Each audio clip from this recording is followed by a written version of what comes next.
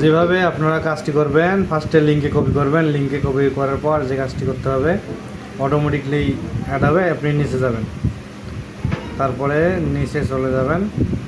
নিচে যাওয়ার পরে দেখতে পারবেন যে এখানে 1 2 3 4 স্টেপ আছে। তো এখানে লাস্টের দিকে চলে আসবেন, আসার পর দেখবেন যে একটা স্টেপ রয়েছে। তো আমি নিচে আসতেছি,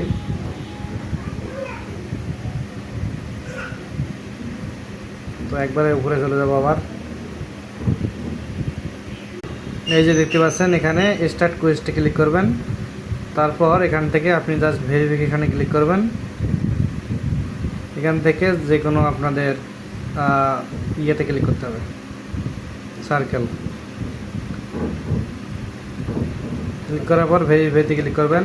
এই ভেরিফাই হয়ে গেলে অটোমেটিকলি আপনাদের এই যে এইটা আসবে,